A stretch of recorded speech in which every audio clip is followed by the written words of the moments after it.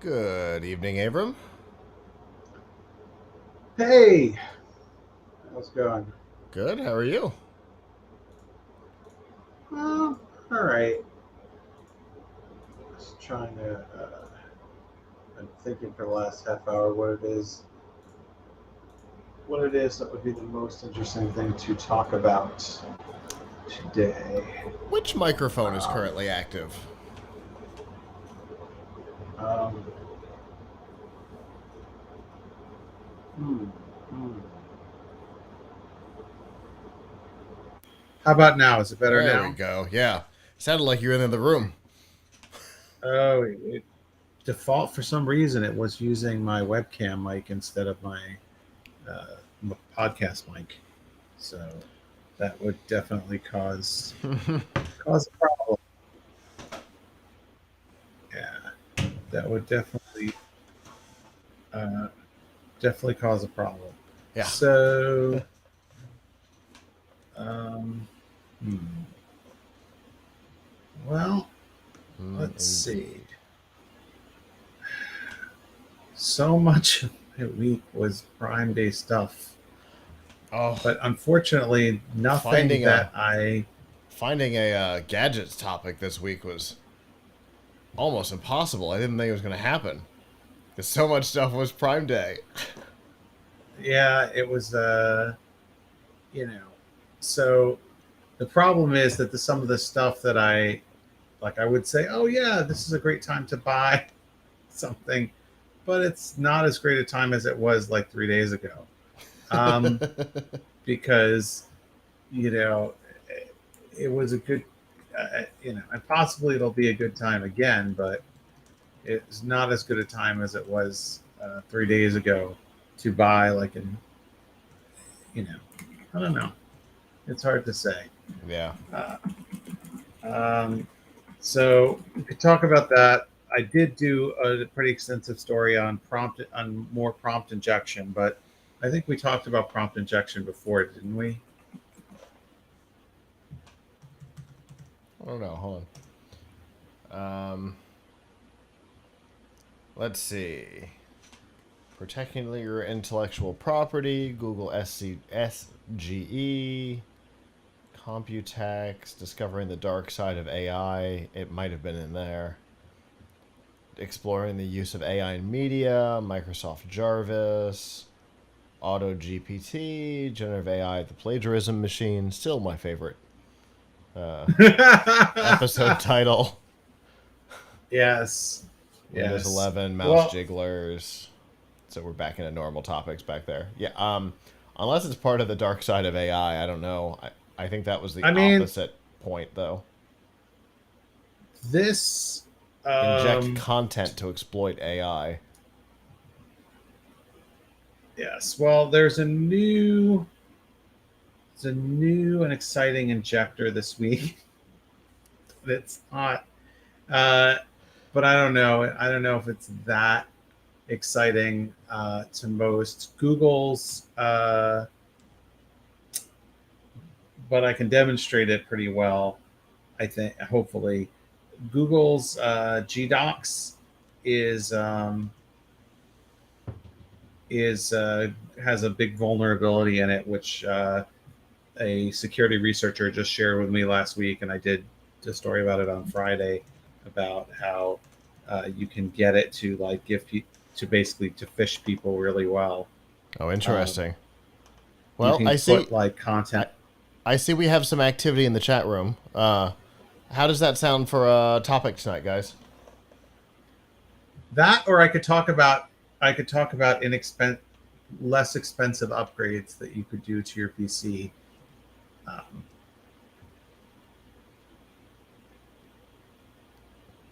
those are my two best choices for this week. What does However, the inexpensive what does chat think? upgrades aren't as inexpensive as they were a few days ago, but they're still inexpensive. You can still find some deals. I know you're there, Clinton. It's all up to you. Uh, I mean, I think AI injection or cheaper upgrades for computers.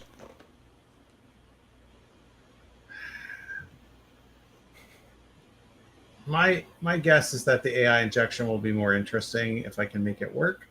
So, um, So, so chat is saying give AI a break, cheaper upgrades for computers. okay, you know what? We'll do that. Okay. That's fine. Thank you, We'll chat. do that. Thank you, chat.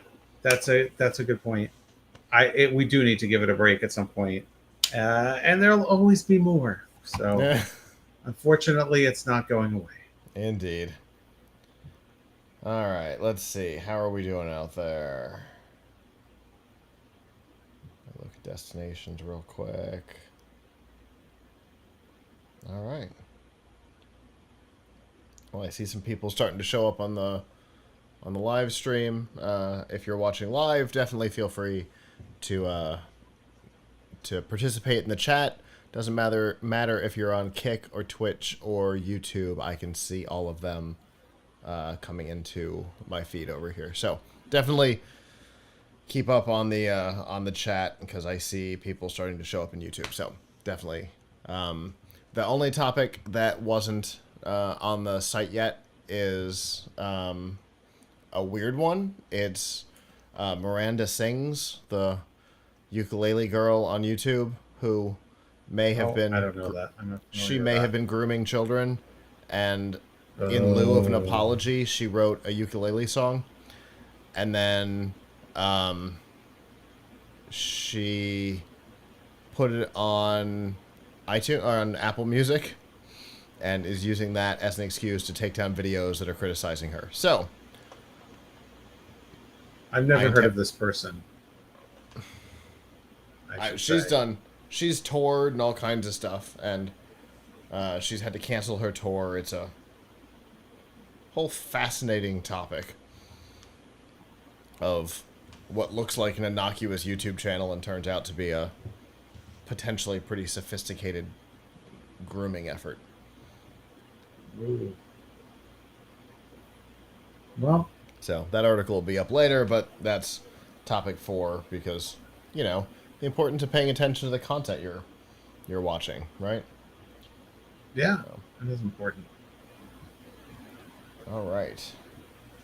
If you're good, I'm good. I'm going to hit record over here. Hit start over here. And here we go. This week, iOS 17 is coming to your phone. Larry Hryb is leaving Xbox. Threads is out of the EU. And Miranda Sings into controversy. It's Sunday, July 16th, 2023. And this is episode 651 of F5 Live Refreshing Technology, a proud part of the Tech Podcast Network. If it's tech, it's here.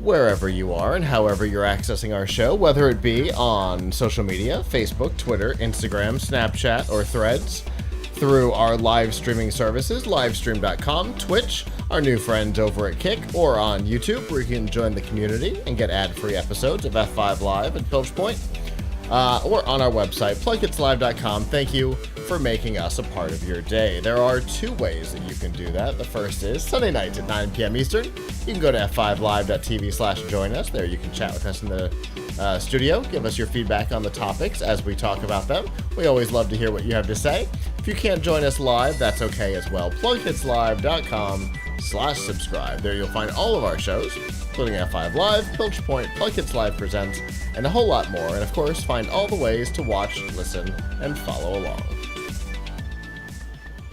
All right. How's your week been, Avram? Busy, very, Yeah. very busy, very stressful, busy because we had Prime Day, and I had to spend a lot of time live blogging about deals, and I was kind of blown away by how cheap things are or have gotten. Yeah. Although some are not as cheap today as they were then, but nevertheless.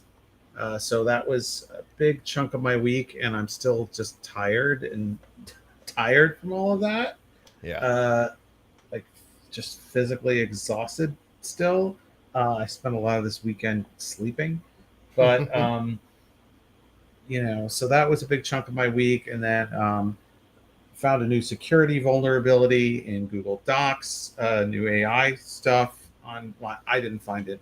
Some security researchers found it, and I'm part of like a Discord with these folks who do like find security holes in AI stuff. And so Interesting. one of them messaged me, and he's like, "Hey, I found this," and he and I went back and forth for like a couple of days because I don't just take what he said. I'll like go and do my own research and try to Yeah. reproduce whatever he did and do it in a different way. So I'm not just so I can see if it works with other stuff or whatever. Anyway, we don't need to get too into that, but that was the end of my week, and now I actually have to catch up on like a ton of actually editing things that came in from people last week that I wasn't able to look at, and more AI coverage because I interviewed like 6 or 7 people in the last couple of weeks that I still have to combine all of their stuff into a story too. So that's It's been a week. my spiel. It's been a week. Yeah, it's been a bit of a week over here too. We had over at Strike, we had a birthday party yesterday, and those are always both physically and emotionally draining for us, because that many kids under 10 is is exhausting. And then we ended up having 2 different events at Amrock at the same time. So, oh, it was quite a weekend. I am looking forward to some rest tonight, and dealing with schools and attorneys and stuff last week. Just, yeah, I get it. Hoping for Yep. hoping for an emotional reset here. Yeah. Yeah. Uh, no question about it. Oh, So, yeah, I'm hoping to have a calmer week, but I'm not really sure. You know what? Actually, I don't know about. I'm hoping to have a calmer week because I when I have an event like this where I've got to be like super focused for like mm-hmm. 3 or 4 days, I actually feel really sad when it's over. Uh-huh. It's like I had all this like energy to just put into one thing and nothing else was Yeah. important. Nothing. Nothing else was important, but like I had to focus on that. Um, and now it's like whatever lingering issues or problems or annoyances I had before, I have to deal with now. Real life is back. Yeah. Show mode is over So and real life is back. yeah. So I actually sometimes I kind of like show mode. Yeah. So like is a weird word, but it's like, oh, I'm just jamming doing this. Just more work. I worked each day. I worked like 16 hours Tuesday and Wednesday. So it was like, oh, okay. Like all my only job now is to eat and sleep, Yeah. use the bathroom, and do this. Um, It's anyway, like it's like CES, right? That's our big yes, example exactly. of it.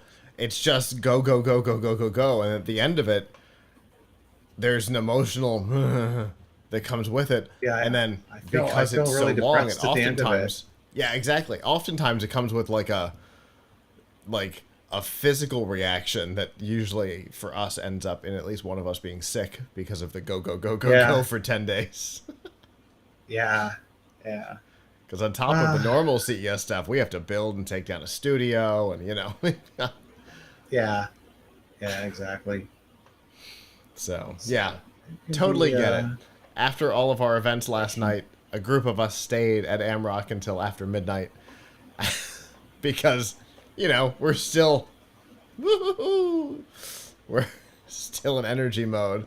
We weren't quite ready to let it go. So yeah, totally get it. Anyway, we've got a lot of stuff to get to tonight. let's get to it in just a second. A reminder, if you are watching us on Facebook or Twitter, you're about to go away. Come over to f5live.tv/join us, or find us on Twitch, Kick, or YouTube. That's where the rest of the show will be. We'll see you over there.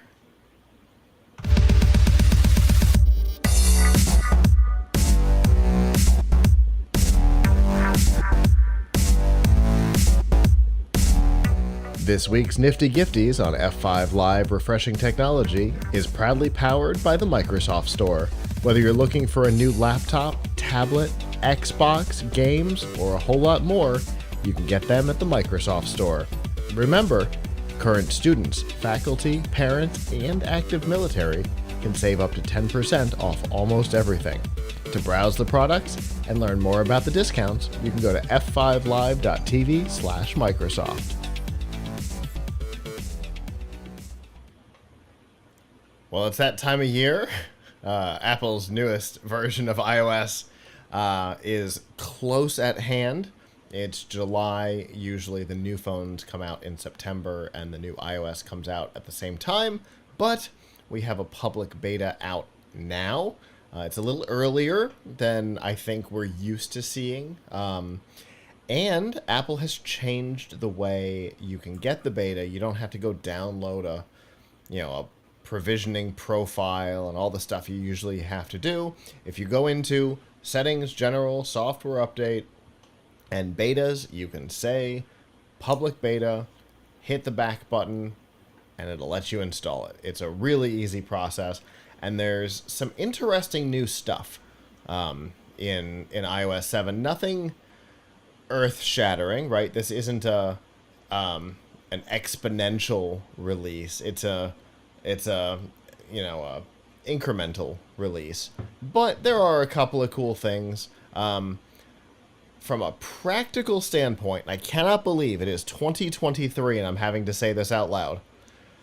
From a practical standpoint, the most important thing is Apple Maps now has offline mapping.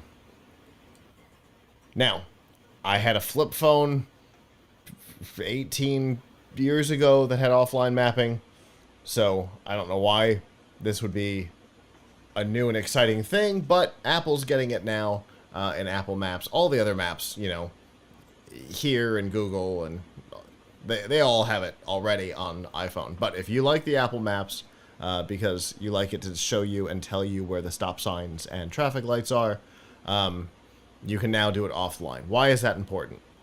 Because we have deserts, for example.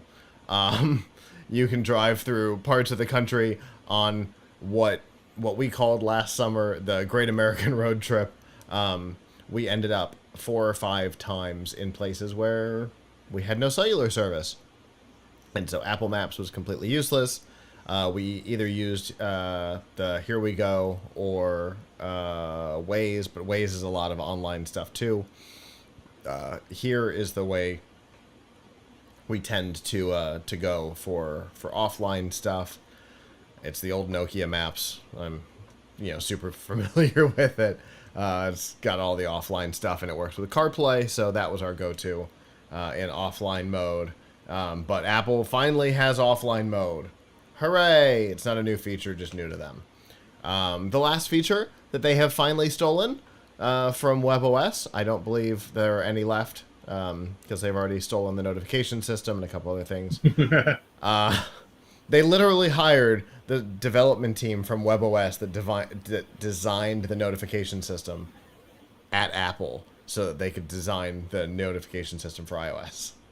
So it literally is a direct, almost a direct theft. And I'm okay with that. I'm okay with it. WebOS is gone. Who cares?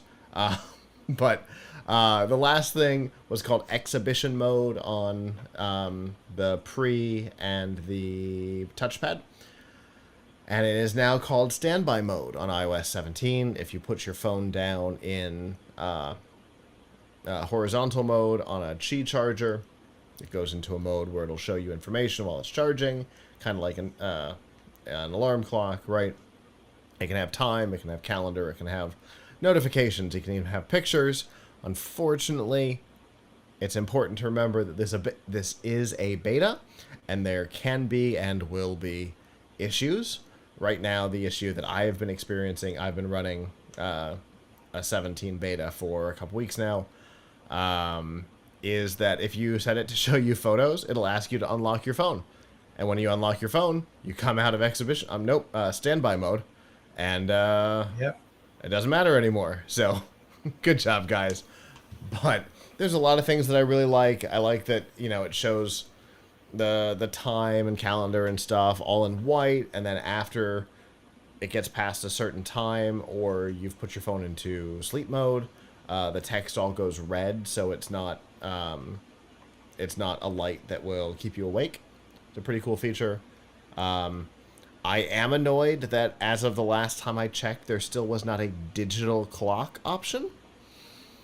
You could only do an analog clock on a digital screen, which is its own version of infuriating. But again, still in beta. More stuff will inevitably come. Plus, there's widgets, so that's possible too. There's also messaging enhancements. In particular, I like the idea that there's we've all been leaving somewhere and somebody says, please text me when you get home so I know you're safe. For me, it was last night when we were leaving Amrock. Terry said it to me, and I got home, didn't text her immediately, and she sent me a message, hey, you home yet? Because inevitably My mom we does always that forget. all the time. Right? Yeah. You can have it automatically check in when you get home and let the people that want a check-in know when you've gotten home. Great idea. For if you're a human, you forget. We all do it. We all forget. So Now, if like someone if someone is going to kidnap you, or kill you, and they don't want to raise suspicion, they should probably drive by your house with the phone, before too long. Yeah, accurate. Yeah. Yeah. Yeah, exactly. It'll do that even if you don't unlock the phone, right? So, like, even if you're a Probably. murderer or kidnapper doesn't have your phone password, or can't can't use your face ID to unlock it, because maybe your face doesn't look right after you've been murdered or whatever, like, they or the blindfold or whatever doesn't, then they can, then they should drive by your house. I mean, I'm just thinking that, like, the fact that they've automated this kind of also creates a, like, it in a Sure. way, it's like, oh, it also sort of creates a way for a murderer to get away with it, because, like, hey, he texted you. I'm gonna run tests on this tomorrow, or possibly tonight, Right. because now there's a fun thing that I feel like I need to test. I might not sleep tonight. Well, don't kill anyone on my account just to test it. Well, also, you'd have to kill someone who had the beta installed and had that True. feature set up, True. and you'd have to know where they live. That's true. But so Chat's laughing at you right now, Avram. They're loving this diversion. But I'm sorry. Listen, But yeah, if that's the way it works, if that's the way it works, you're absolutely right. That's a problem. It seems like maybe what happened. I haven't tested it. I'm gonna have to run this and see. Maybe it comes up and says, "Do you want to check in?" I don't know. We're gonna have to see. I would just like to point out, I keep forgetting what side contextually. It's over there for. Doesn't matter. It's over there for me. Tech Tweaker says, I have a particular set of circumstances and features. Has taken. Yeah. But yeah, I'm gonna have to test that, because that's a huge. You're right. That's a huge problem in the concept. I'm hoping that it comes up and says, "Hey, do you want to check in?" It doesn't check in automatically. Mind you, if I were Apple and you asked me this, like, oh, don't you think it's going to provide, I don't know, some confusion if someone murders or kidnaps you and then drives by your house with the phone? They're probably going to say, A, that's not a hugely likely scenario. That's not a very common scenario. And B, it's even less common, because if someone was, going to do that to you, they may not know where you live. They may not know this is configured. And so, the chance of their driving by your house, and doing so within, a reasonable period of time that doesn't raise suspicion is, you know, not likely. You'd have to, you know, you'd have to know the person pretty well, know the person's situation pretty well Yeah. to do that. But if it became a commonplace thing, I mean, I guess, they look at your driver's license and sort of, you know. There's also this possibility. Hold on. Hey Siri, take me home.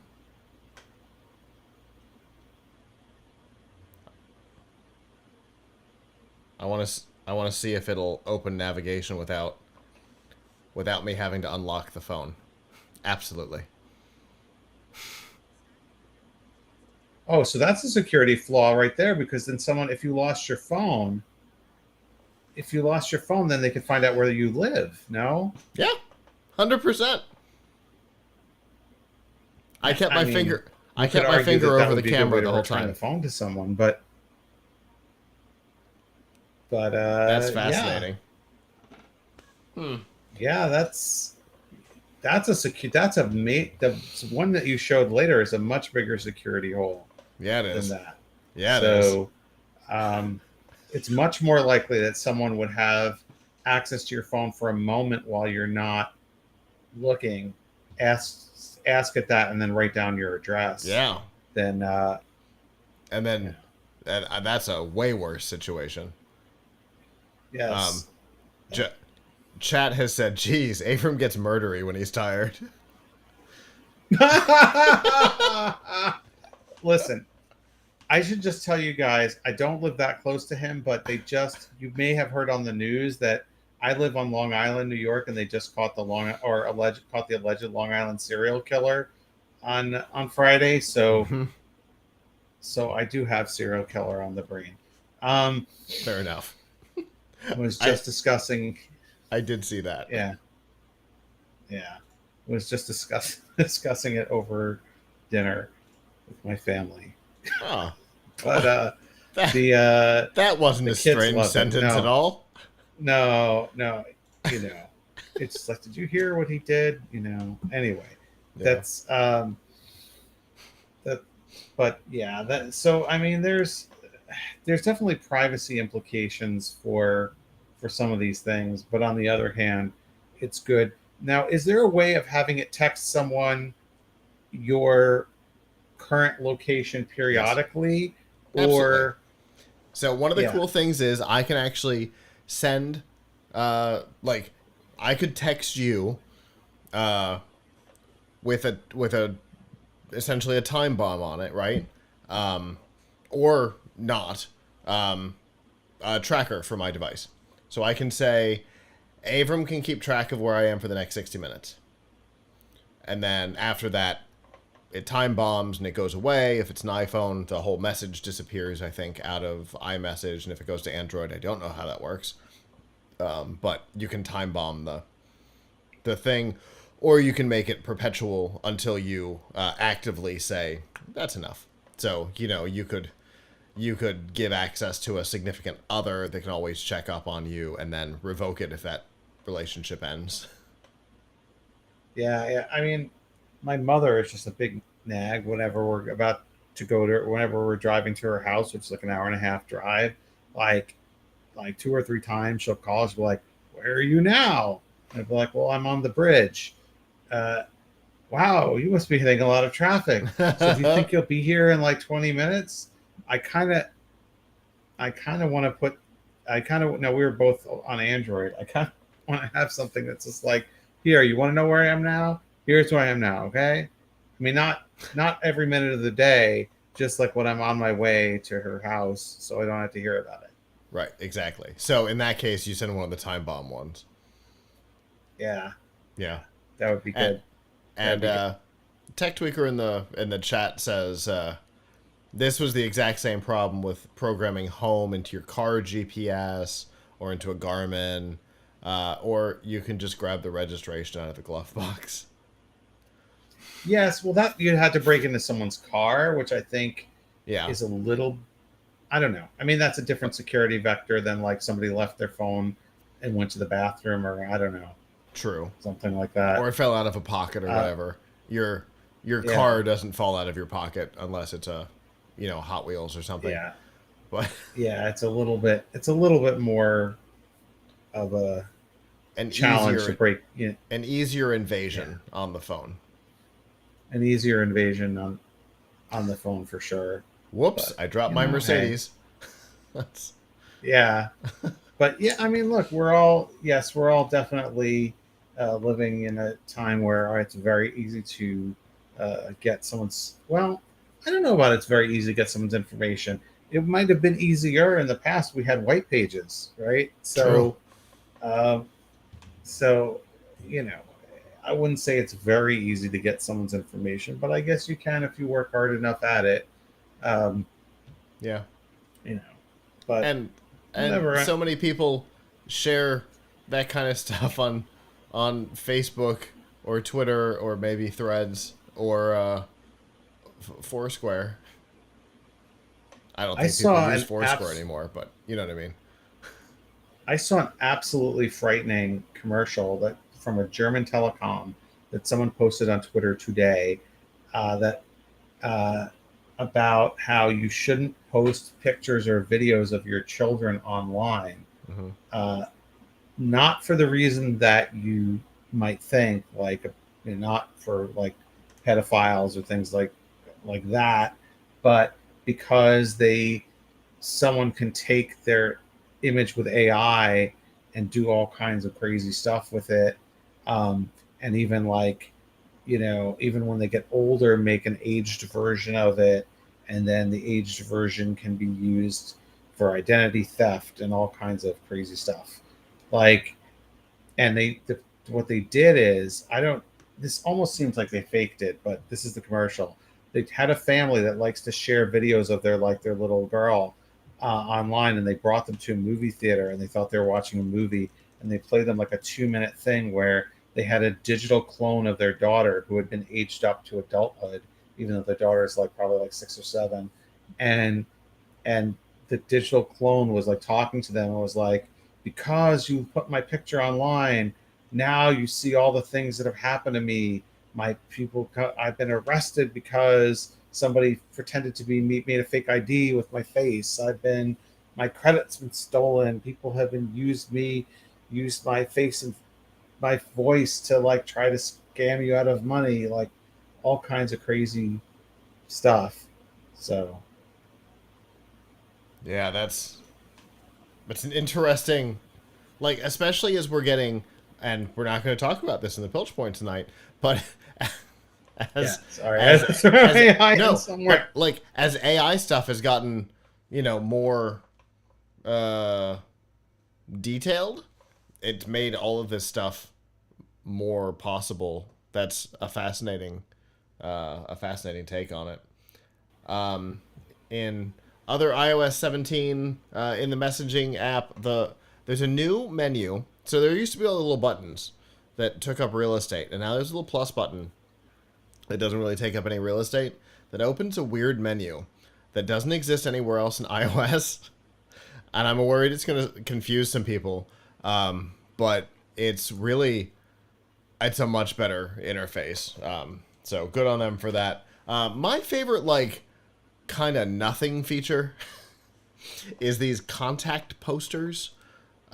You can design up what you look like what you want the world to see. So a picture and text and font and colors and all this, and other iPhones when you call them, if you've shared the contact, will ring with that, uh, you know, with that text and that picture, and it's really an interesting thing. It does mean that the call screen has changed and the buttons aren't in the same place.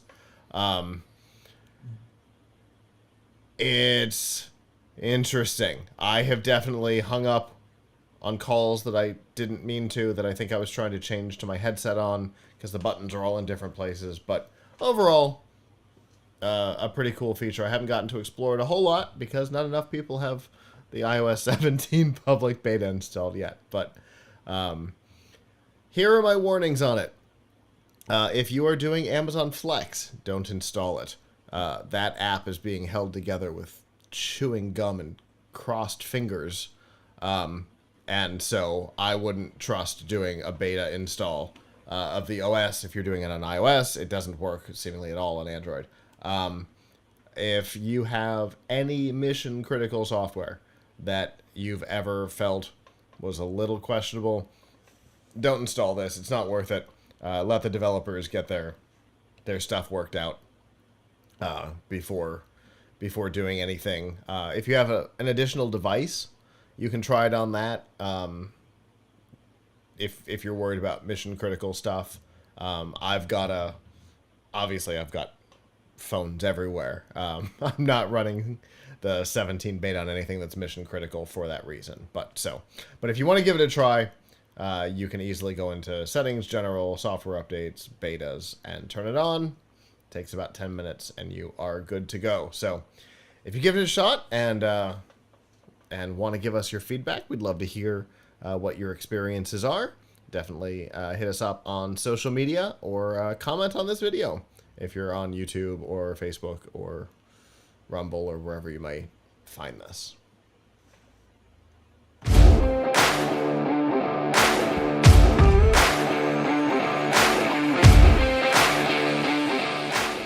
This week's Piltch Point with Avram Piltch is proudly powered by PureVPN.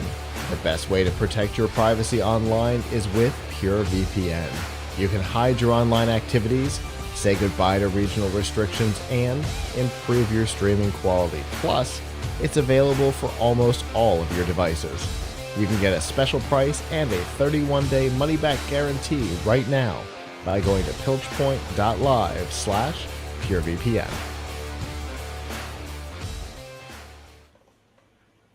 All right, we're going to do a hard pivot from murderous technology to saving money.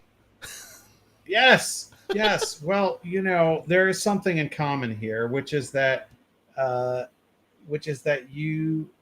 lot of companies are using AI to save money. And so if you're making less money because AI is taking it from you, then you wouldn't want to buy anything to upgrade your computer because you have bigger problems. But let's say that you do need to upgrade your computer or you want to. This is a great time to do it. So first of all, obviously we've been through a week in which there was some big sales. So some of those prices are still good and some are not quite as good as they were. But let's talk for a second about how cheaply one can upgrade. So let me share my screen for a second, and you shall see. Oops, it's not sharing screen. Okay. So right now, the sweet spot of price and performance the sweet spot of price and capacity is to get a 2 terabyte SSD. You can get a good 2 terabyte SSD, one that operates on PCIe 4x4. That is, if your system supports it. If it doesn't support it, it'll just drop down to PCIe 3. And you can get that for a 2 terabyte drive from a respectable brand. Solidigm, for example, is a very respectable brand. They bought Intel's SSD business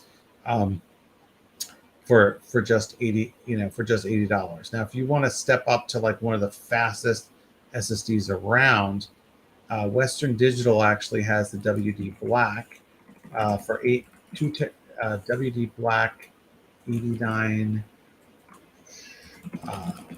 SN85 850X 2 terabyte for at Western Digital $89.99. So $10 more. This is one of the fastest SSDs that you can buy, unless you are going up to a version 5, PCIe 5, which very few people, which are easily $250 for this capacity or more. So storage is a very good deal. But let's say, okay, you're building a system, you really just want to be inexpensive. You could even drop it down to say, 1 terabyte SSD, right? If I go down to 1 terabyte, then I'm spending maybe $50. Uh, and if I'm willing to go with a slightly less expensive thing like a Team Group MP33, I think is the one that's or MP34 or MP33. I could easily get it for actually like $35 or something. Um, so yeah, there's SSDs have gotten really inexpensive. I wouldn't spend more than $100 on a 2 terabyte, although the top of the line Samsung 990 Pro, which is even faster than the WD Black, is now, well, did it go? Is now 1 terabyte is 129. So it's gone up to not such great prices. But it was 129 during Prime Day. So the best deal around right now for an SSD at high performance is the WD Black SN850X. Now let's talk about something else. Let's talk about RAM. If your computer runs, uses DDR4 memory, it is super cheap right now. So let's say you want to go from, you have a 16 gigabyte kit, you have 16 gigabytes right now, and you want to go up, add another 16 gigabytes. And you definitely want to look for something, you want to look for a 2x8 kit.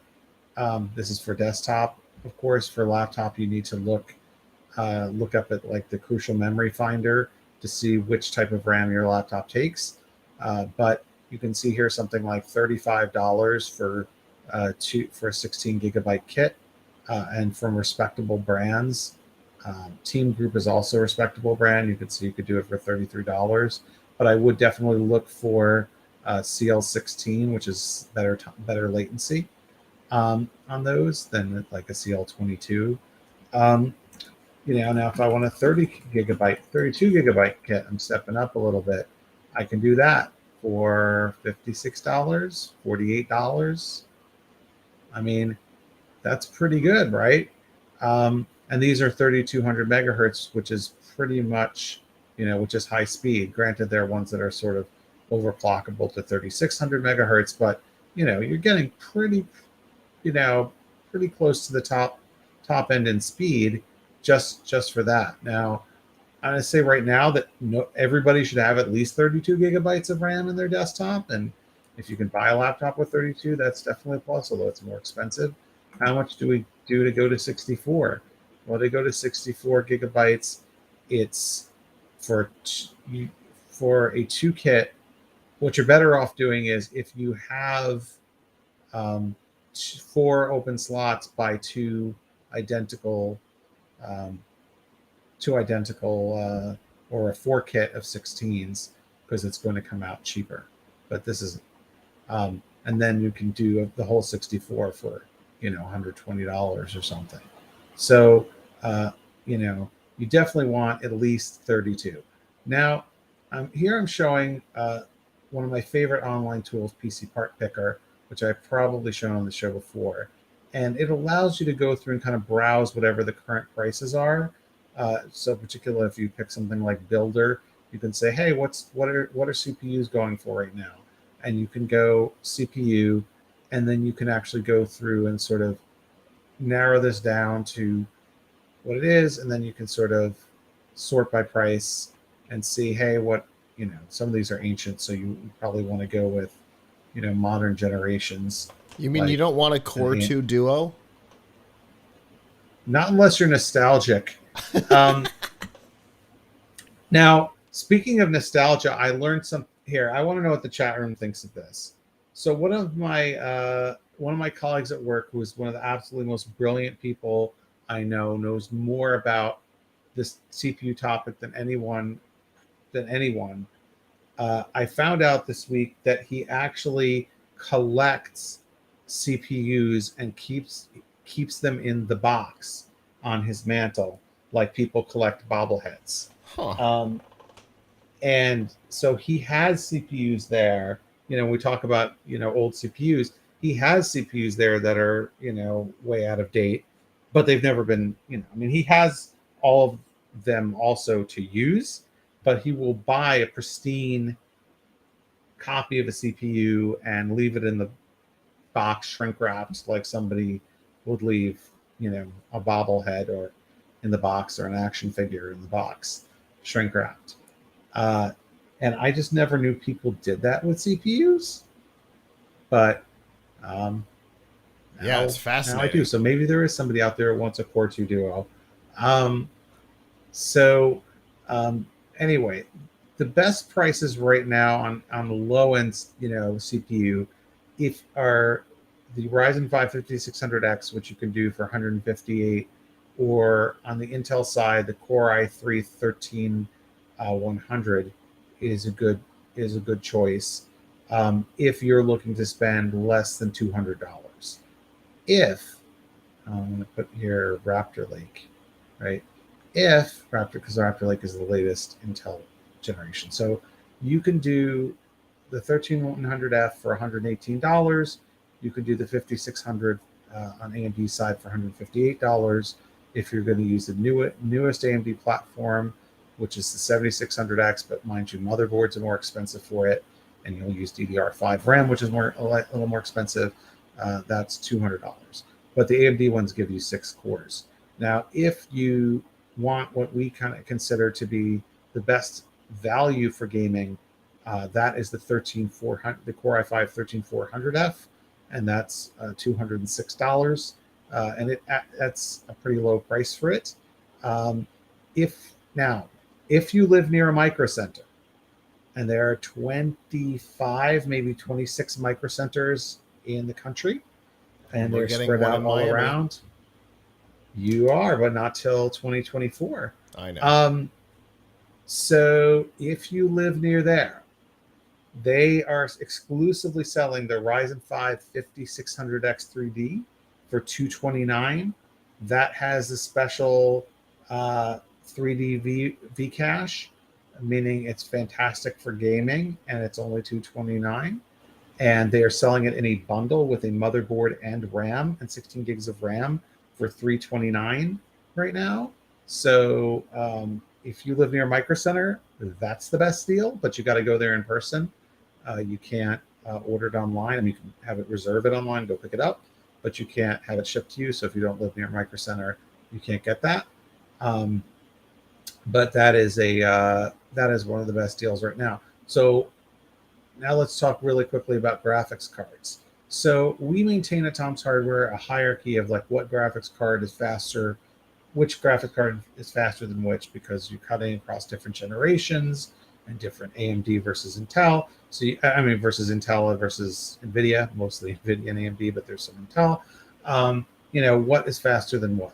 So if we're looking at our hierarchy here, you can now get a 3060, which is an older generation NVIDIA card, but you can get it for, say, $279 or so. And that is still a pretty good card. This number here is actually 1080p Ultra settings, and this number here is 2K Ultra settings. This is mid settings, which I don't think most people want. So it's decent even at up to 2K, and it can do ray tracing reasonably well. NVIDIA does much better ray tracing than Intel or AMD. Intel's Arc A770, which is also in that $200 to $300 range, fairly similar.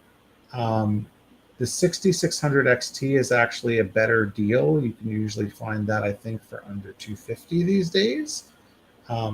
It's not as good as at ray tracing, but if you're not using ray tracing, it's a really good deal. AMD does give you a lot better value unless you really care a lot about ray tracing, or you care a lot about doing AI testing, because all of the AI testing stuff is optimized for NVIDIA only. That doesn't matter if you're gaming, but if you're like me and you like to go and download weird AI programs from GitHub and try them, then you want an NVIDIA card. Otherwise, the 6650 XT, which is also in that sort of 250 to 300 range, is a nice step up.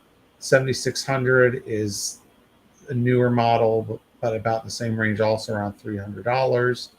The 4060, also around $300, so better buy than the 3060 overall. 3060 Ti is still up there over $300. I think it's in the 330 to 350 range, and that gives you, better 2K and better 1080p and much better ray tracing. Finally, as you're going up the stack, the 6700 XT and 6750 XT are just under $400 still, and they will give you, if you don't mind gaming at 40 FPS or 42 FPS, you could play 4K games too. So 4060 Ti is also up there around the $400 mark. So once you start jumping up, of course, things get a lot more expensive. But if you're looking for an inexpensive upgrade, those are all quite decent upgrades. So for your CPU, your GPU, your RAM, your SSD, this is a great time to upgrade. Great time to upgrade your PC. If you're on a laptop, you can still use most of those SSDs. And you can check the price of your RAM. If you're on, but most laptops that have been made in the last few years are not so likely to be RAM upgradable. Those are all things I would recommend for, getting yourself a little bit of a boost with your computer. And it's one of those things that every little bit helps, right? You can have little incremental increases that can completely change your experience. On my quickly growingly ancient laptop over here, just going so far as doing a clean install on Windows was enough to get a different experience. So when you can increase RAM or switch out an SSD or something like that, there's a lot of positive impact. Sometimes with a small my laptop right now is, I have to say, my laptop right now is kind of killing me. It's fine. I can't afford right now to invest in upgrading it. Although I will say that the upgrade I would get for it is on a good sale. Like I have a ThinkPad X1 Carbon. I would get the new ThinkPad X1 Carbon and configure it as I would want it. It would be about $1,600. But the current one that I have, which is from 5 years ago, and it's been really great laptop for me, and I use it at every time I go to work. Don't tell the people I work with, but I use that instead of the corporate laptop, because the corporate laptop is unbelievably slow and I can't install anything on it. But it's lately, since I got the latest version of Windows 11, super duper slow, and it's gotten worse in the last week, 2 weeks, where I start typing things on it sometimes and it doesn't come out, draw the letters for 5 seconds, or I go to launch an app that on my desktop would be launched instantaneously, and it takes 30 seconds to draw the window in or whatever. It's really acting terrible. But it wasn't. I have to wonder whether I could just reinstall Windows or something, because it shouldn't be this slow just from doing something like running Slack, and it wasn't until recently. Yeah, I was in that boat on this thing, and that was one of the reasons why I blew out the computer and tried again. Not just because it happened during the time where all the computers were, cascade failing, but Yeah. I figured, well, I'm blowing out all the other computers. I might as well take this one down, even though it's protected. So Yeah. I cannot even tell what it is that's making it slow. It's not even a percentage of, the CPU isn't necessarily being at a certain percentage. I mean, I I did a few weeks ago enroll in like the dev channel for Windows 11, Mm. but would that actually affect performance or just make it Yes. buggy? Because it's not buggy. Like I'm not having any crashing problems. It's just slow. Yeah. There's debugging code that's running if you're in the dev channel. You'll absolutely see a performance Ooh. change.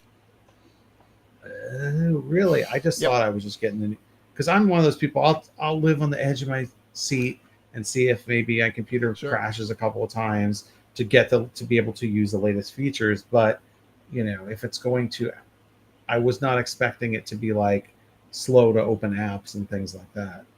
Yeah, I was I in the might dev have to go channel for a little back. while, and then I watched network traffic and realized it was running debug code, and it was running like a pretty heavy logger. Oh, I see. Mm. All right, So, I might have to do something about that. Yeah, I mean maybe that will solve my problem because right now I can't afford to get a new one. Although I would love to have 32 gigs of RAM because which you can't upgrade this laptop because when then I could run Windows 11 dev channel in a virtual machine, but I can do that at home, but I can't do that at I can't do that at I can do that at home at my desktop, but I can't do that at work on my laptop. sure, Anyway, sure. so yes, everybody, we have lots of deal pages on our site with the latest deals. One last thing I want to say that you should buy is on a bit of a sale. I think it actually is matching its all-time low price. Is if you don't have a USB, if you don't have a USB to a USB SSD enclosure, you should own one. And the one that I like best is this one. It is the Sabrent USB 3.2 ECSNVE. If you can't remember that perfectly, just search for Sabrent enclosure on Amazon, and it will almost certainly be the one that comes up, and certainly the one that comes up that's $27. Um, this is a really nice enclosure, and you should have one for a few reasons, particularly if you plan on upgrading sometime soon. First of all, you can easily use it to clone your old drive to your old boot drive to your new one using something like Clonezilla, which is a free app. You can use it. You can take your old SSD out and turn it into a backup drive using this. You can, you could if your computer breaks, and like this happened on my wife's computer, it absolutely died. Like it would not turn on her laptop. And I opened it up and I took the SSD out and I put it into an enclosure and I connected it to my other computer that did work, and we saved her data. So this is something that you should probably have in your house for, if nothing else, and for emergencies. There are many models, but I like the Sabrent one because it's really easy to take SSDs in and out of it. It doesn't require, it's a tool-free design, so you don't have to whip out a screwdriver and screw lots of things in and out like a lot of the enclosures make you do. And also it supports both SATA and NVMe M2 SSDs, which a lot of them only support NVMe. And you may not realize that your laptop actually has an SSD that looks like a stick, is in the M2 format, but it's actually SATA interface, so it won't, so this will support either NVMe or SATA. So I strongly recommend that as a toolkit upgrade. uh, in the chat, we just got a yes. I remember you showing that before when you were talking about SSDs. Okay. Well, I'm nothing if not consistent, but it's on a sale. It's a little bit cheaper now than it has been before. It's like That's three awesome. dollars off or something. So I think it's matching its all time low price of like $26. So Cool. so if you were thinking about it, this would be a good time. Well, very cool. I know when you find the thing that works the best, you lock into it, which is Yeah. I always appreciate that. You know that it's the best. You know, you had positive things to say about it, and at that price, it's a great price. Yeah, I'm gonna grab absolutely. one. I mean, you could spend more to get at one that's a higher speed interface, but I don't think it's worth it.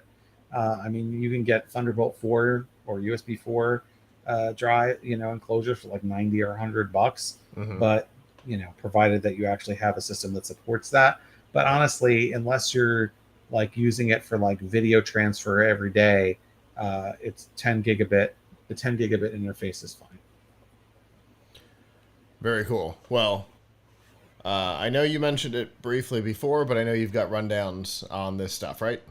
Yes. Yes. So just go to tomserver.com. We've got a lot of current deal pages to help you find deals on all of these products. We've got a page on this SSD deals. We've got a page on graphics card deals. And of course, we've got the graphics benchmark hierarchy to help you figure out which one is faster than the other one. Very cool. Well, as always, Avram, I appreciate it. It's always we always have interesting topics, and being able to upgrade your computer for a little less money is always a positive thing.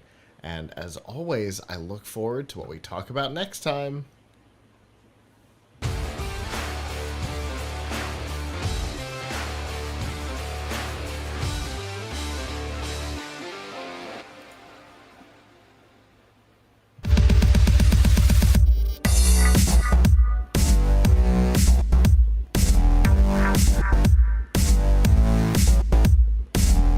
This week's Extra Life on F5 Live Refreshing Technology is proudly powered by EXA. EXA brings the latest technology to gamers, offering the most immersive products for the ultimate gaming experience. They've compiled the best elements of cutting-edge ENC tech, the latest in Bluetooth 5.0 and 7.1 surround, plus extra features into their headsets so everyone can enjoy a sensational gaming experience. And they've got headsets for Xbox, PlayStation, Switch, and PC. Plus, they won't break the bank. Learn more about the headsets that are available and any current promotions by going to f5live.tv/exa.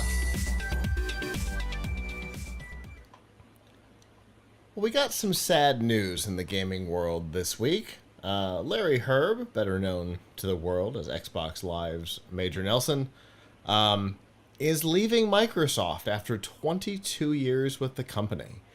He joined in 2001 as the editor-in-chief of MSN Music, which most people have probably forgotten existed. And by 2003, he had moved over to the Xbox brand, where he has stayed for the last 2 decades. He's been a senior product manager. He's been the head of corporate communications. But I think for most of us, he's kind of been the face of Xbox. We've seen him on stage, on streams, at E3, at CES. My profile picture on Facebook for many years was he and I from CES in 2012. He was kind of synonymous with Xbox, and in particular Xbox Live.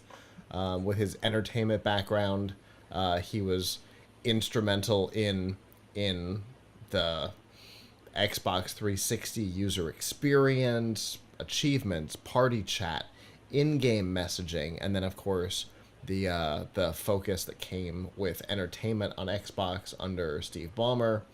But he's also just kind of always been there. The the Xbox brand has existed only 2 years longer than his time with the brand. So, it's gonna be weird to not have him around, to not have him as the face, to host the official Xbox podcast, to show up on the Twitch channel for years, when they owned Mixer. He was kind of the MC of that, on the live streams during E3 for all the product presentations. Hell, he used to live tweet the Microsoft press conference at CES. I remember in 2012, people on Twitter were getting mad at him. So many people were watching him live tweet the event that they were getting mad at him because the stream was lagging about 90 seconds. And so he was making the announcements before the stream. So he, you know, the face of Xbox for so long, it's going to be different without him. The Xbox podcast is going to go to sleep for a couple of months while they restructure what it's going to look like post Major Nelson. But it's, you know, it's a big deal. It's a guy I've known for more than a decade over there. Been able to reach out to him a couple times to help with some stuff. It's been, you know, so it's sad. But, you know, he's going on. He says he's going on to the next chapter of his career. Not the next chapter of his life, the next chapter of his career. And he has definitely said that the journey is not over. So it'll be interesting to find out what that means. I imagine he's going to take the summer off and do some personal stuff. But I suspect before long we'll find out where he's headed. It feels a lot like Reggie leaving Nintendo USA. You know, he had been the face of Nintendo for so long, not just in the USA, but, you know, everybody knew Reggie. And in fact, Reggie congratulated him on the retirement and the change of life, and I thought that was pretty cool. But it feels like that, you know, it's the end of an era. Yeah. I mean, good for him. You know, I hope this is because he wanted to try something new and not because he felt the conditions there were getting like he had to leave. Yeah. I guess we won't really know, but you know, good for him. I suspect we could make an educated guess based on how long between an announcement of, you know, now an announcement of what he's up to next. Right. Meaning, like, if it's pretty soon, then he was planning it, and if it's not pretty soon, then he wasn't planning. Yeah, maybe. Although I'd imagine there's a lot of companies that would snap him up tomorrow, just like Reggie. If you know, I would imagine there's a lot of companies that are like, how do we get his phone number? How do we, you know? EA's thinking, how do we get in contact with Larry Hryb? Yeah, I mean, it's good when you know, have acquitted oneself well, that people have fond regard for you. Yeah. You know, not everyone who does something for a while, when they leave, are people going to be like, oh, I'm sad to see you go. Some people in this world, they might say, oh, well, that got rid of that dude. So, Bobby Kotick. I'm sorry. I coughed Bobby Kotick. So it's not everyone is going to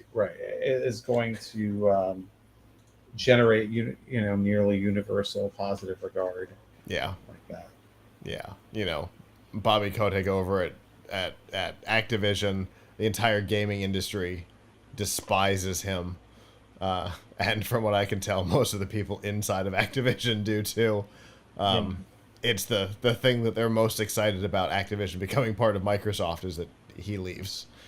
So yeah, you can be with a company for a very, very long time and not manage to win over anybody. And then there's people, you know, like Reggie. That's great.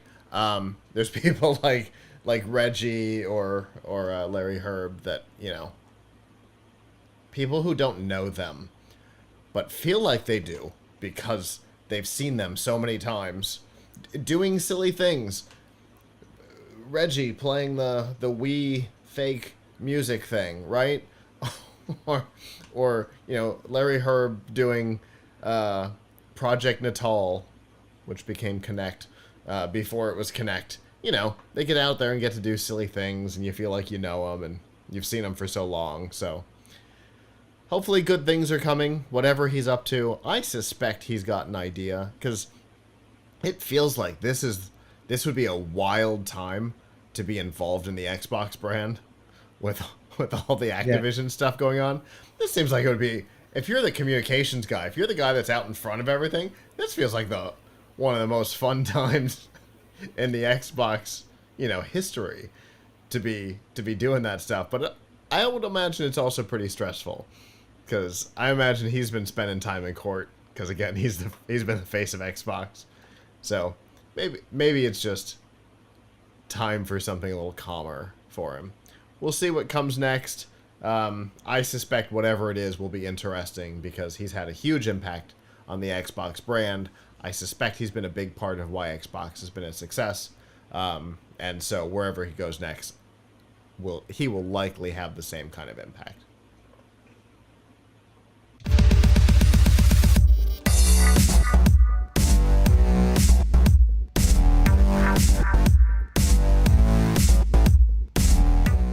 This week's news from the tubes on F5 Live Refreshing Technology is proudly powered by Malwarebytes.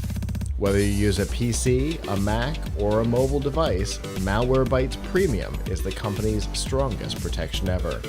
It fights threats that traditional antivirus software can't stop, plus it actively blocks threats like worms, rogues, dialers, trojans, spyware, and a whole lot more. It allows you to use your computer and mobile devices with confidence and peace of mind. To learn more and to get a special price, you can go to f5live.tv/malwarebytes. It's interesting how much can change in just a few days. Last we spoke, Meta had just released Threads, their Twitter clone-ish, under the Instagram family. It's essentially Instagram with the pictures on the bottom of the text instead of on top of the text. It's missing a lot of the Instagram features like messaging and whatever, but if Instagram were to make Twitter, I mean, they nailed the personality perfectly. In the first couple days, they got to 100 million users, which is impressive, even though all you had to have was an Instagram account and you were off to the races. But there's some interesting things about Threads that people don't know. For example, the data collection policies are insane. The terms of service talk about medical records and all kinds of personal oddities. But because of all of this, Meta made the decision to launch in 100 countries, and in those 100 countries is not the EU. Because as we know, the EU has a wrath, unlike seemingly anywhere else on the planet. Their data protection rules are incredibly strict, and none of this falls within them. So Meta decided not to launch in the EU. But that wasn't going to stop people from using it in the EU. Obviously, they grabbed things like our friends at PureVPN, and using VPNs, reported that they were in the US or the UK, downloaded the app, created their accounts, and that worked for a while. And then Meta decided, no, that's not going to work anymore. And they have now blocked even VPN access into the application because, again, they're a little afraid of the European Union and GDPR and all the things that go along with data protection. My suspicion is this is more of a show. Because there are other ways besides VPNs to be able to accomplish this goal. They're pretty easy. We won't talk about them here. But there are pretty easy ways to continue to get around this that don't report as a VPN. And then you could get back on back up and running and off to the races. So I don't know, Avram. I feel like this move is less about, oh, no, we have to make sure that people in the EU aren't using this because it violates the EU's rules, and more when they do use it, they can go, look, we did what we could. We can't do everything. Of course. I mean, I often wonder, like, what is the stake that companies have in trying so hard to block international usage of services?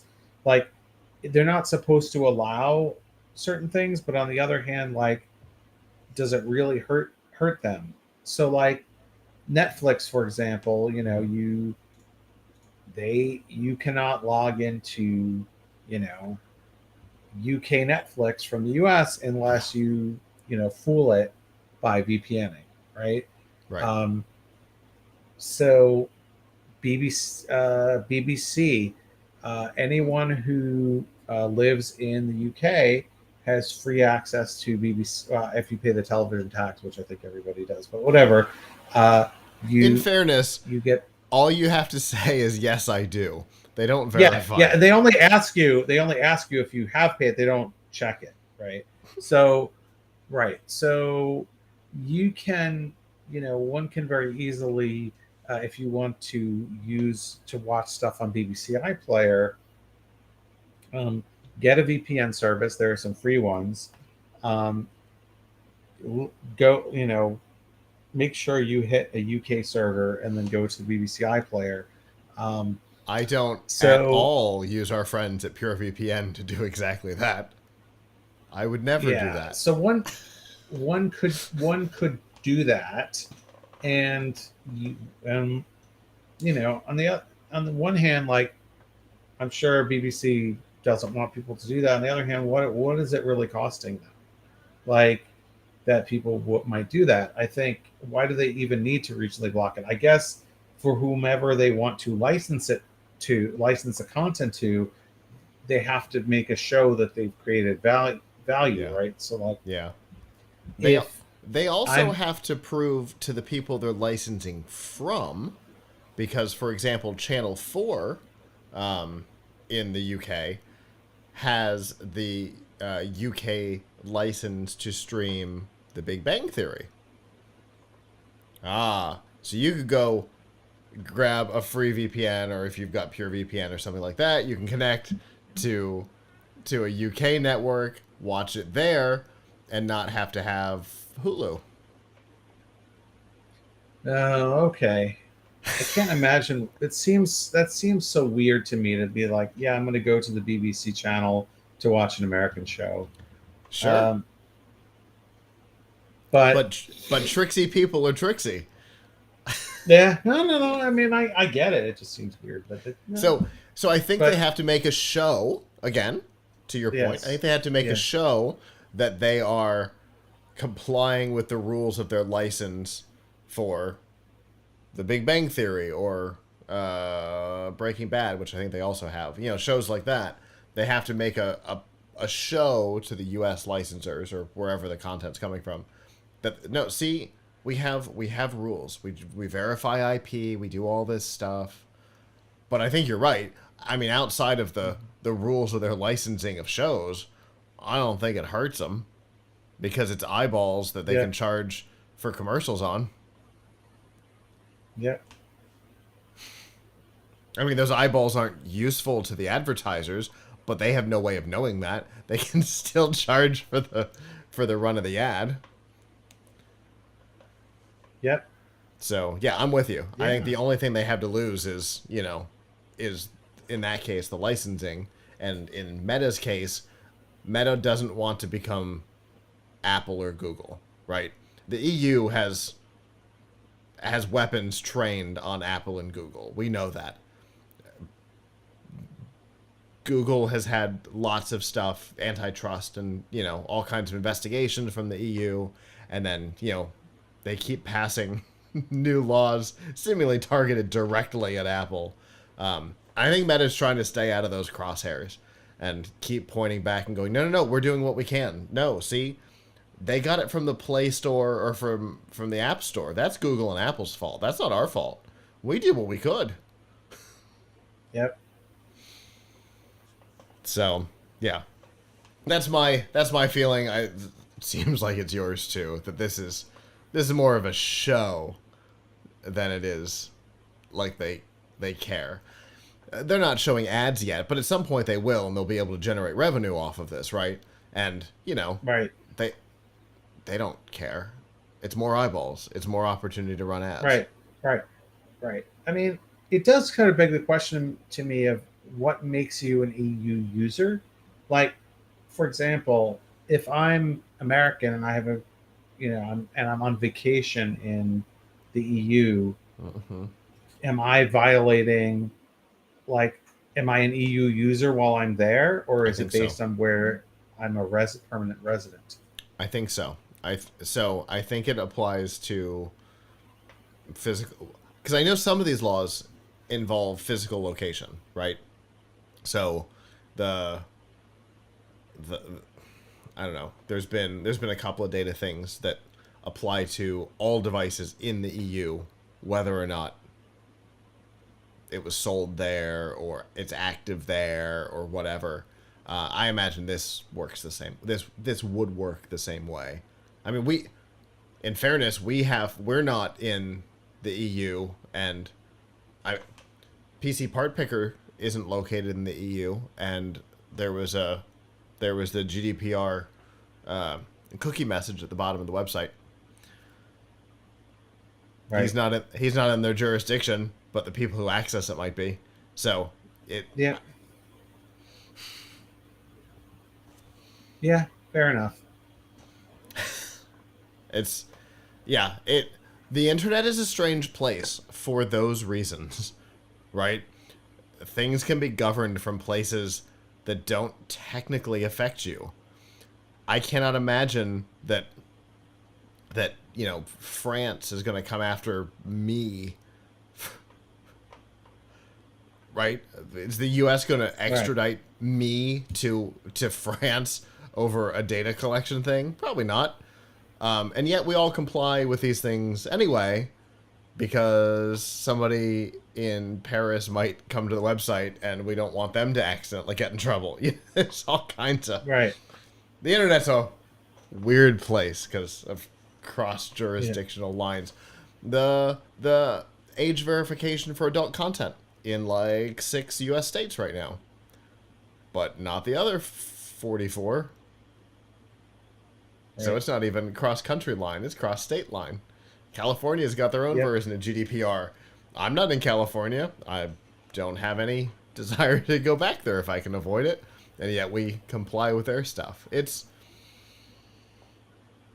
interesting. And so when you're Meta and your head's already close to the chopping block, anything you can do to point fingers in other directions. No, we're trying. Don't shoot the messenger, I think is the case. So we've seen some stats on VPN usage in the EU. They have gone up since the launch of Threads. Surprisingly, a lot, like 10, 15, 20% on some of the services. Which is wild that something like, Twitter Lite would be intriguing enough to get new VPN users. But, yeah, it is. So, very interesting. We'll see how this affects overall usage numbers and interactions. We've been tracking with some of our friends who have a lot of actions, a lot of interactions on Threads right now. And I'm curious to see how that is affected by this move. Hopefully we'll be able to see that in semi-real time over the next week or so.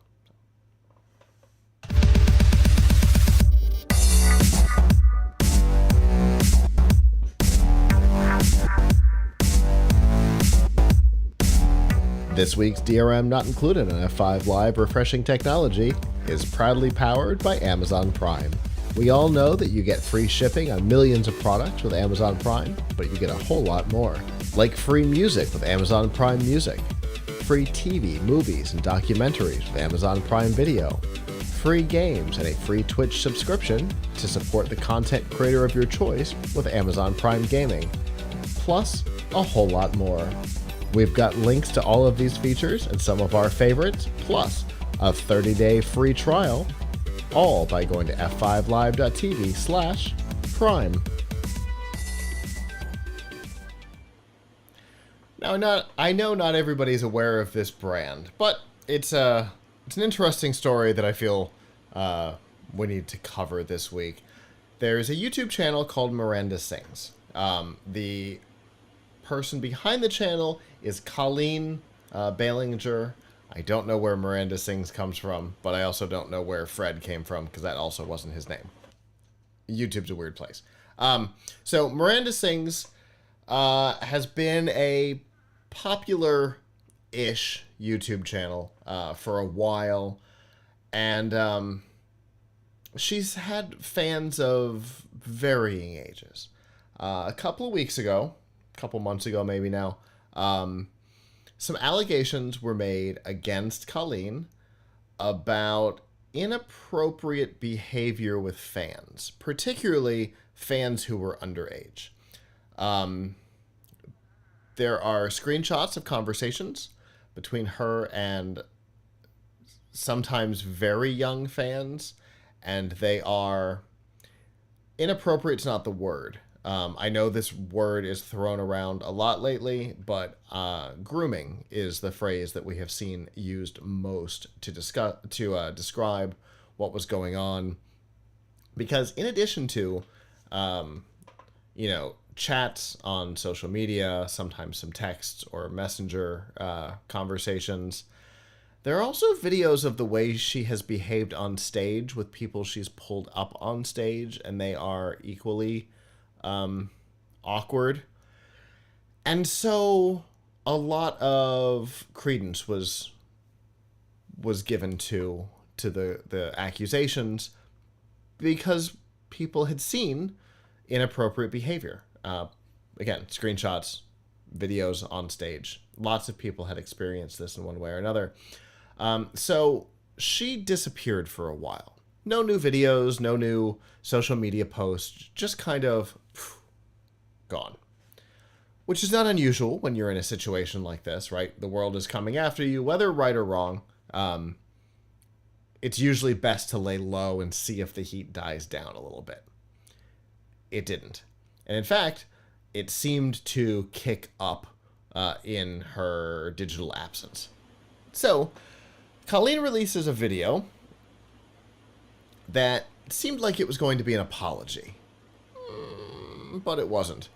In fact, she proved just how much she's not respecting what's happening. They're serious accusations. Right or wrong, they're serious accusations. And she's not taking it seriously. And you can tell because she released a comedy song on her ukulele, basically saying, "This is only happening because you're having fun watching me struggle." Now, that's the behavior of a damaged person. That's somebody who's not taking a serious situation seriously. You don't write a comedy song about accusations of grooming children. Right? If it's against you. Yeah. Anthony Jeselnik might write a song about her, but that's a different situation, right? That's his way of dealing with trauma. This is a very serious situation that she's not taking seriously. And so lots of people responded. I saw on political shows, serious political, cultural discussion shows on both sides of the aisle, people discussing this story because it was a big deal. And it was a stupid video. So she went quiet again for a little while. This happened 2 weeks ago or so, 2 or 3 weeks ago. Since then, she's mostly been quiet again until this creepy, not apology, this is all your fault video song got posted to Apple Music.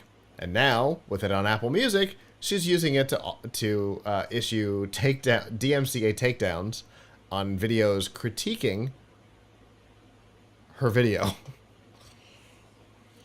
Which, of course, if you've done any content creation, you know that's a false DMCA takedown, and it will come back as a strike against her, not against the content creators if they fight it. But it's not the first time we've seen this, right? Where somebody or a company does something really stupid, there's critique, they try to use DMCA to take it down. Nikola, right? The electric semi truck company. We talked about this year and a half, 2 years ago. They were trying to issue takedowns on YouTube channels that had critiqued the video that was like, no, look, see, it's not working, it's just going down a hill. And they got in tons of trouble with YouTube for doing it. I suspect that's what's going to happen here. So much so that she has canceled the whole rest of her tour. There were 19, I think, stops that were still left. No, 11 stops that were still left. She's canceled it. She's done. Whoop! I don't want to be in public because I did something stupid. I got caught. Whether it was on purpose or not, she's kind of claiming that it's innocuous. You're misunderstanding. You're trying to put intent behind something that's not a big deal. So, on purpose or not, you did something stupid. You got caught. You responded with something almost as stupid. Time to go into hiding. I think that's what's happening here, and I don't know that it's an inappropriate thing to just like vanish for a little while, possibly permanently. Probably the best move at this point. Yeah, I mean, this is a. I mean, it sounds like it sounds like this public shaming is deserved because you don't do that, Yeah. or even appear to do that any kind of inappropriate talk with young people. It's just really, it's even if you don't mean anything by it, it's a very bad look in 2023. So, and then as soon as it's discovered, even if you were innocent, even if all of the conversation was intended to be innocent, whatever, you get called out on it, the reaction is not a comedy video. It's not an angry comedy ukulele song. By the way, I just want to say for the audience benefit, because I really don't know I haven't read up on this, so I don't know exactly what she texted them or who they were. So, but I will say, as a parent, first of all, I don't want my kids interacting with weird people from the internet, no matter who they are. Yep. But second of all, there's a lot of like policing of what your kids do and don't learn and do and don't say these days, especially by like other parents.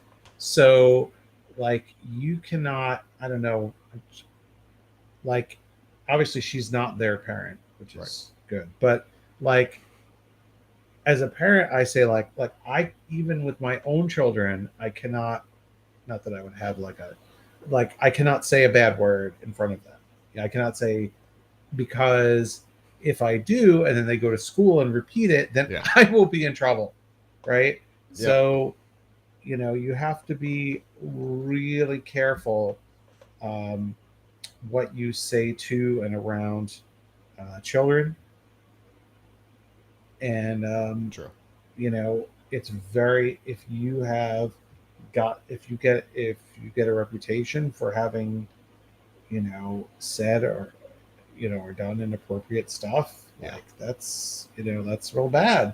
So I mean, I don't know what she could have done to solve her problem, like after she initially got busted for this. Yeah, but it sounds like she made it a lot worse.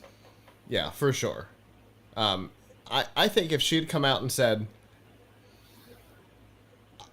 I was interacting with fans, I didn't really think about what was happening. You're right. from the outside looking in, this doesn't look great. Let me explain. Right? I'm naive. I was trying to please fans. I wasn't thinking about the fact that they could be 13, right? And then Right. I'm going to go think about stuff and figure out how to change my behavior. I'm going to go away for a while. Right? It's an admission of having made a mistake. It's, but just vanishing for a little while and then coming back and going, this is only happening because you're enjoying me suffer. Whoa. Nope. Bad idea. Worst possible response. I mean, the worst possible response is coming out and like saying, no, I did it. Everything's good. Ha ha ha. But the only thing I think that comes in below that is, right below that is coming out and going, no, see? No, it's your fault. Oof. Weird. Yep. I mean, you don't, I mean, I don't know. There's too many people who make everything about, like, if they've made a mistake, they make it about them, self pity. Mm-hmm. Self pity is a bad, look. And that's 100% what this is. The song is creepy. Is the only way I can really put it. I've heard the whole thing. It's creepy. Even if you don't know the context behind what happened, you could, you listen to it, and all you can think is, this is a damaged person. Something has gone wrong with this person. But obviously, by the time I heard it, I knew I had been following this for a while. I've been trying to keep it off the show, but I think it's gotten to the point where, we talk about this personal privacy, personal safety, and then the safety of your kids, right? This is one of those cases where something that looks innocuous on the surface was creepy and dangerous underneath. It's like the Smash Brothers thing where there were a whole bunch of players that either got arrested or got in a lot of trouble for interacting with people who were too young. It's Smash Brothers. How could it possibly be dangerous? It's a Nintendo game. Oh, that's how it becomes dangerous. Oh, it's a girl who sings silly songs on the internet. How could it possibly be dangerous? Well, because YouTube used to have the ability to message creators. Which, by the way, I'm glad that feature's gone. I made some friends that way, but I'm glad that feature's gone. But now it's just as easy to go to Twitter and message them, or to Instagram and message them, and they can reply. And it's hard to know that that's happening, right? So, Right. you gotta be careful with who you're interacting with and who you're allowing children to interact with. Locked devices and things like that are gonna be your best friend on stuff like that. Yep. Don't let their device get into Twitter or Instagram or whatever. It stays locked into YouTube or what, so that this kind of thing doesn't happen. Especially when they're really young. So it's hard to police, right, Avram? Yeah, I mean, you've got a kid in that age range. Yep, I do. Well, I mean, I have two kids, and one of them is too young to really use the internet at all, Mm-hmm. and the other one, although not too young to use a tablet, but too young to use the internet at all. And the other one, yeah, he's online, and we have discussions about like what he can and can't do, and he's pretty good about like following rules, rules like that. But yeah, I mean, it's scary, all the people that are out there and wanting to interact with kids. And I, what always shocks me is all the kids that are his age and younger that are playing like online games where they're interacting with strangers as part of the game. Yeah. Like I myself am creeped out by interacting with strangers as part of the game, and I'm not a minor. Yeah. So it's weird. Yeah. But yes, if you're online, if you are a content creator online and you get messages from kids, your best bet is to either not respond to them or have a very kid-friendly response, because you should assume. Here's a little tip to anyone who is, being kind of a personality online, right? Like, assume that anything that you write to a reader, viewer, whatever, fan, in private will be public, Mm-hmm. right? Yeah. Assume that if somebody annoys you and you're like, oh, I just want to tell them where to stick it, Mm-hmm. like, don't do it, because assume it will be made public. Yeah. If if you want to, if you think you're being cool telling a funny, a funny joke that's like off color or whatever, like, don't do it, because Yep. it will be made public, right? Like, I assume always I that. always say if you wouldn't post it in a public, like on your Twitter feed, if you wouldn't post it publicly there, don't say it privately there either. And Yeah, and exactly. as the chat says, the internet is forever. Indeed it Yes, is. right. And private is not private. E- exactly. And So, encrypted is only as good as screenshots.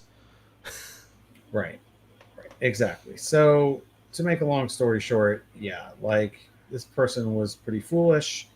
Um, they've really, hurt their reputation, Mm-hmm. and